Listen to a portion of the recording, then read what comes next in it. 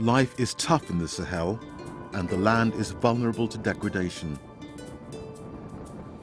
Farmers know that their survival depends on keeping their soils healthy, and that animals play an important role in this, as do trees. In Niger, manure is appreciated by farmers. When you don't have your own animals, a good relationship with a herder family has mutual advantages. On soil that has benefited from manure application, you will see good development of the millet plants. But on soil that has not received any manure, the millet won't even flower, and nothing will be obtained from it. Pastoralists know that they can benefit from farmers' crop residues and their trees. In turn, they give something back, and that's fertility to the land. Let's listen to a farmer in Niger. Yadda muke gani suna yi kaman lokacin sakowa gonakai sun saki cikin rani suna iya mai gona yake maciyayi. About tethering, what we do in our village once the fields are harvested after the rainy season. The farmer sees the herder and lets him know that his field is in poor condition. To remedy this, he asks the herder to leave manure from the cattle on the field. They agree on a place where the herder can camp. The herder can stay there for a week, or 10 days, or even 20 days before changing his camp. This type of contract is usually based on friendship between the two.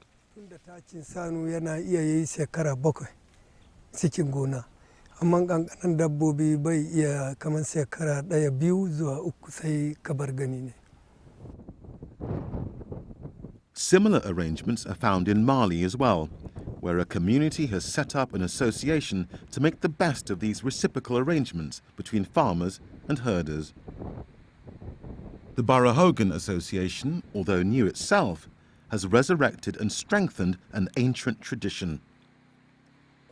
That's very important to note. Not all communal rules and regulations in Africa are collapsing. Barahogan literally means the king of the bush, the custodian of natural resources.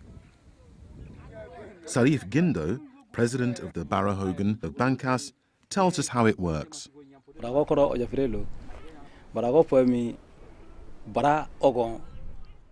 is the king of the bush, the one who takes care of nature. If there is a problem regarding trees or water, for example, if erosion is damaging the soil, the members of the Barahogan will deal with it. That's what the Barahogan is all about.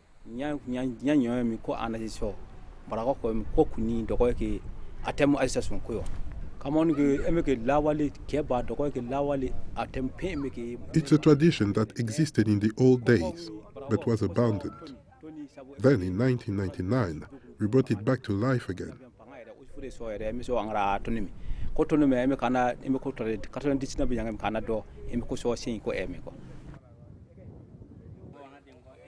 Khadija Usumani is a member of the Barahogan and also of a women's group who cultivate collectively. Previously, we cooked with the straw left after harvest. Now, with reforestation, whenever there are 8 to 9 branches on a tree stump, we follow the rules and just take 2 or 3 to cook with. That's an advantage for us.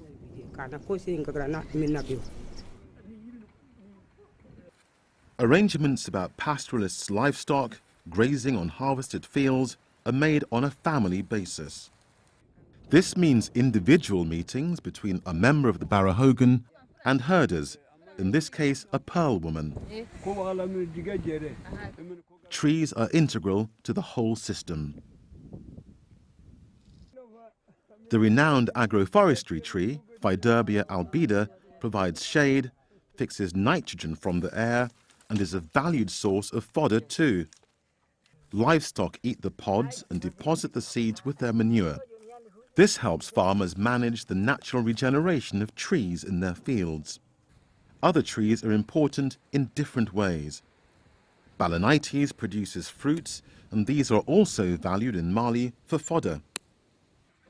And another characteristic tree is the tamarind, from which a syrup is produced.